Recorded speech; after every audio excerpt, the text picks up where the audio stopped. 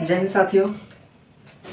आज हम सिटीजनशिप नागरिकता के क्लास 2 में पार्ट 2 में देखेंगे कि किस तरह से भारत में नागरिकता दी गई। तो ये बात है वर्ष 1955 की, जब नागरिकता अधिनियम को लागू किया गया था 1955 में। इस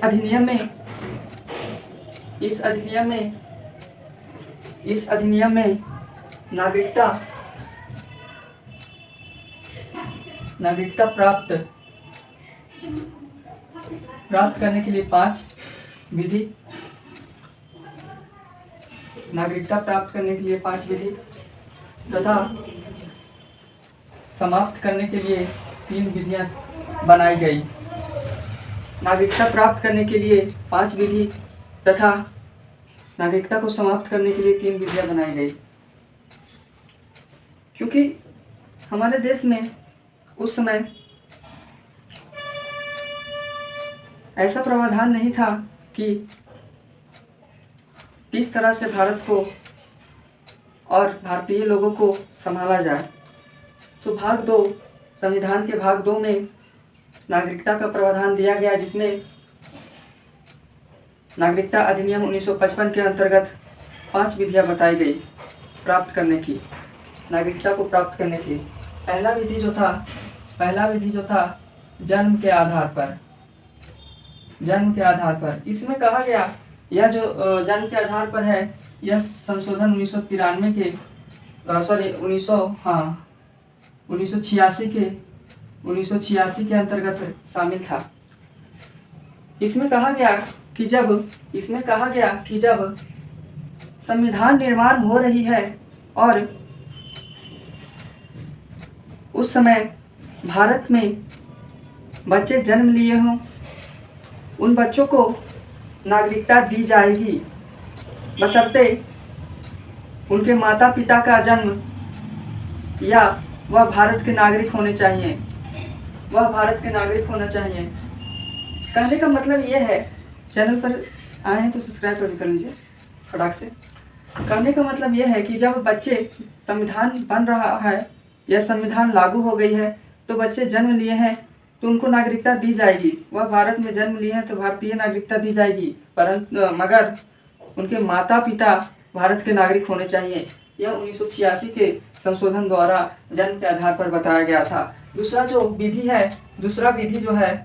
विधि यह वंश के आधार पर है। इसमें भी सेम कंडीशन है। जैसे भारत में वंश के आधार पर नागरिकता देने के लिए यह प्रावधान 1992 के संशोधन द्वारा लिखा गया है कि इसमें माता या पिता दोनों में से कोई एक भारत के नागरिक हो या नागरिकता प्राप्त हो। कहने का मतलब यह है कि वंश के आधार पर कह रहा है, तो भारत में नागरिकता उन बच्चों को दी जाएगी जिनके माता या पिता भारत के नागरिक हों, उनको नागरिकता प्राप्त हो। जैसे एग्जाम्पल सीमा और सचिन। सीमा जो पाकिस्तान के रहने वाली थी, और सचिन जो भारत के रहने वाला है। तो मेरा कहना यह है कि सर अब क्या ये सीमा है और सचिन के बारे में बता रहे हैं। तो कहना मेरा यह है कि सीमा तो पाकिस्तान की नागरिक है और भारत जो है सचिन जो है वो भारत का नागरिक है। तो कहने का मतलब यह है कि जो सीमा और सचिन के विवाह हो चुका है और उससे जो संतान उत्पन्न होगी, उसकी बेटी है, उसको क्या पाकिस्तान की नागरिकता दी जाएगी या भारत की नागरिकता दी जाएगी। तो उस बच्चे से पूछा जाएगा कि क्या आपको भारत का नागरिकता चाहिए या पाकिस्तान की। तो वह उस बच्चे को भारत की नागरिकता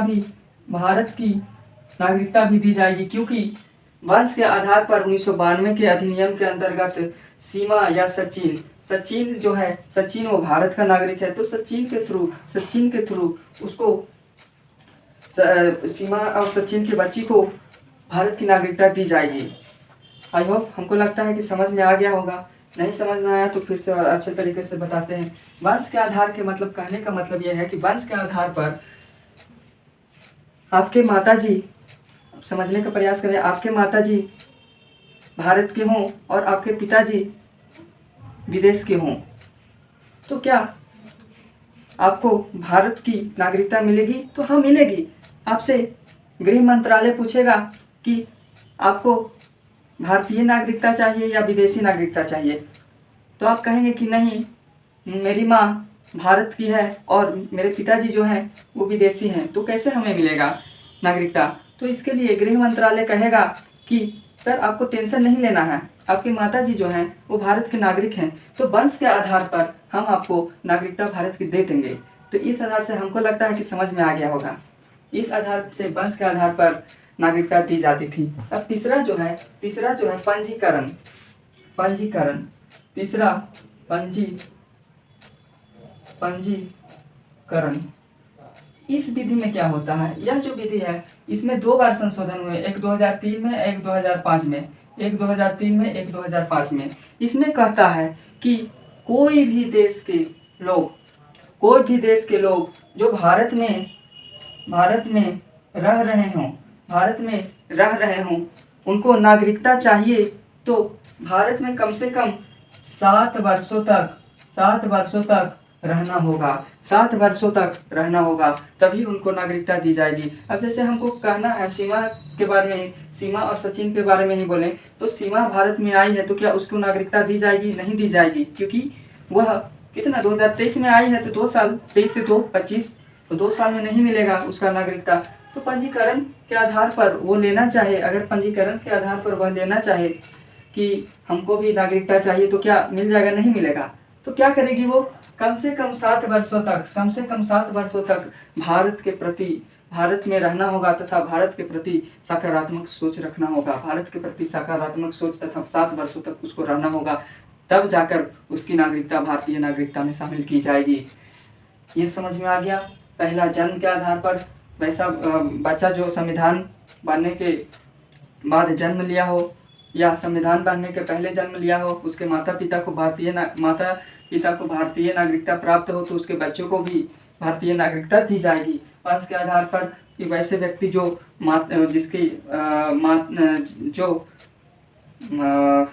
वैसा बच्चा जिसके माता या पिता भारत के नागरिक हों, उसको नागरिकता दी जाएगी पंजीकरण के आधार पर। वैसा व्यक्ति जो भारत में रह रहा हो और उसे नागरिकता चाहिए तो 7 वर्षों तक कम से कम रहना होगा, तब जाके पंजीकरण के आधार पर, रजिस्ट्रेशन के आधार पर भारत की नागरिकता दी जाएगी।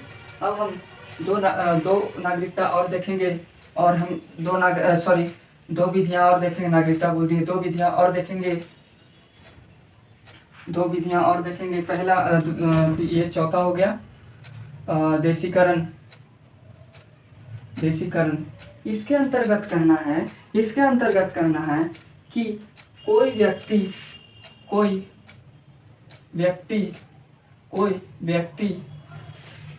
जो भारत के प्रति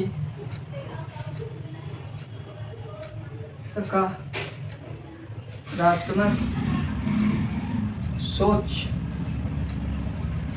विज्ञान या कला या एक भाषा, भारतीय भाषा को जानता हो।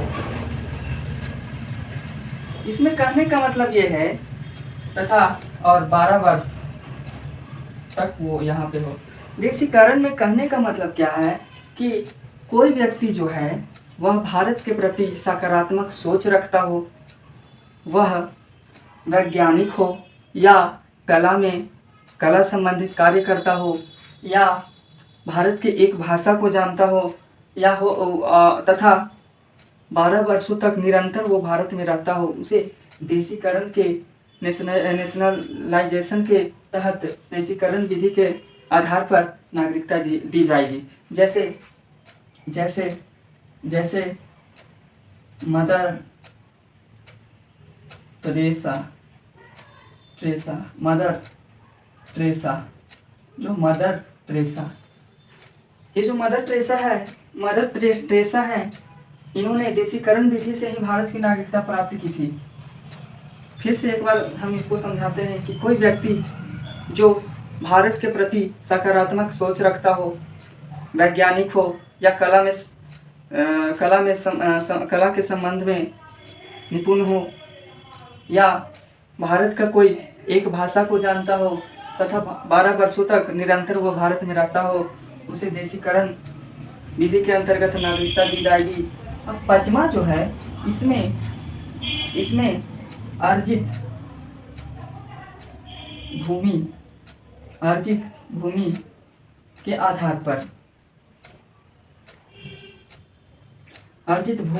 पर इसमें क्या कह रहा है? इसमें ये कह रहा है कि वैसा देश जो भारत के सीमा में लगा हुआ है, वैसा देश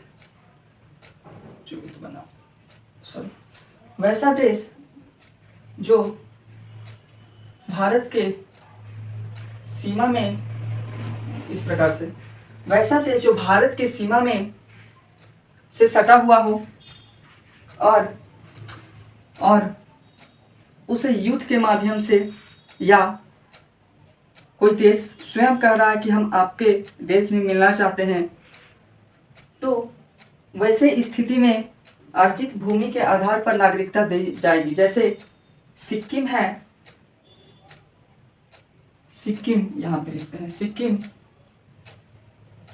सिक्किम और बांग्लादेश के परगना जिला। ये जो सिक्किम आप देख रहे हैं, यह जो है वह अलग देश था, लेकिन भारत ने कहा कि आप इतने छोटे क्षेत्र में रहते हैं, आप पर कोई भी आक्रमण कर सकता है, तो आप क्या कीजिए कि हमसे हमारे देश में मिल जाइए और आप 1 वर्षों तक रहिए, हमारे देश को समझिए, और अगर हमारा देश अच्छा लगेगा तो आप हमारे नागरिकता को प्राप्त कर लीजिए। इसने कहा ठीक है, हम देखते हैं। जब यह भारत आया, यह भारत के लोगों से मिला, तो हमारे भारत के लोग जो हैं बहुत बेहतर हैं, बहुत अच्छे और बहुत बेहतर हैं।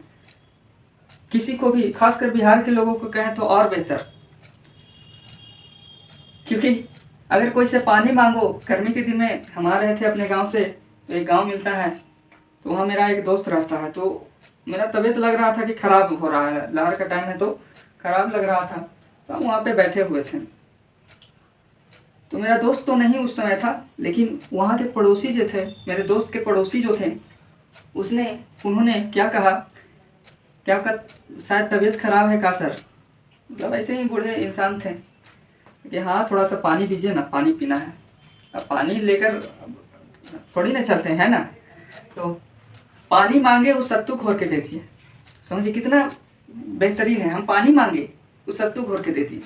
सत्तू, जो बिहार का जो लड़कन होगा ना, वो समझ गया होगा कि सत्तू क्या होता है, सत्तू को घोर कर कैसे पिया जाता है। तो सिक्किम को लगा कि बड़ा बढ़िया देश है भाई, अगर इसको साथ हम मिल जाते हैं। उधर चाइना दम मार के ले था, उन्हें तलाई लामा तिब्बत को मिला लिया। सिक्किम को डर लग रहा था कि मेरा छोटा देश है, कैसे क्या होगा, तो सिक्किम को मिलाया। और सिक्किम को मिलाया, सरकार हमारी मिलाए सिक्किम को, तो क्या सिक्किम को मिलाने से ही हो जाएगा? तो नहीं, वहाँ के लोगों को नागरिकता दी गई। किस आधार पर? तो अर्जित भूमि के आधार पर। अब दम समझ में आ गया होगा कि अर्जित भूमि के आधार पर कैसे नागरिकता दी जाती है। और बांग्लादेश के परगना जिला जो है, इसमें भी जब युद्ध की स्थिति हो गई थी, पाकिस्तान इन्हें से जुटा, पाकिस्तान इन्हें वार करे लगा, तो पाकिस्तान बांग्लादेश जो पूर्वी पाकिस्तान के पहले नाम से जाना जाता था, तो वहाँ के परगना जिला के लोग भारत में आए और बांग्लादेश की जो सरकार है उससे हमारी भारतीय सरकार ने बात किया और कहा कि इस क्षेत्र में परगना के इस क्षेत्र में भारत में मिलना चाहते हैं वहाँ के नागरिक। तो इसके अंतर्गत अर्जित भूमि के अंतर्गत परगना जिला को भी शामिल किया गया, बांग्लादेश के परगना जिला को भी शामिल किया गया और वहाँ के नागरिकों को भारतीय नागरिकता दी गई अर्जित भूमि के आधार पर। तो हम देखें कि नागरिकता अधिनियम 1955 के अंतर्गत 5 विधियां हैं। पहला जन्म के आधार पर, दूसरा दूसरा वंश के आधार पर, तीसरा पंजीकरण के आधार पर, चौथा देशीकरण के आधार पर और पांचवा अर्जित भूमि के आधार पर। तो ये सब बहुत बेसिक सा चीज़ है और हमको लगता है कि अगर आप अच्छे से तैयारी करें, अच्छे से इस वीडियो को देखें तो आपको इस जो पढ़ाए हैं वो समझ में आ जाएगा। तो देखिए, कहने का मतलब ये है कि सब लड़कन तो यूट्यूब पर नहीं आता है, लेकिन वैसे लड़के आते हैं जिनके पास कोर्स खरीदने का पैसा नहीं है, क्योंकि हमारे यहाँ भारत देश में बहुत गरीबी है। हम भी एक समय ऐसा था कि 200-250 का कोर्स नहीं खरीद पाते थे। तो हम भी एक छात्र हैं और आप ही एक छात्र हैं।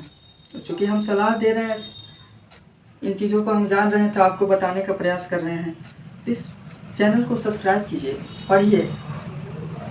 जो वीडियो मेरा देख रहा होगा बहुत धनी मनी नहीं होगा, इस चीज़ को देखिए, पढ़िए।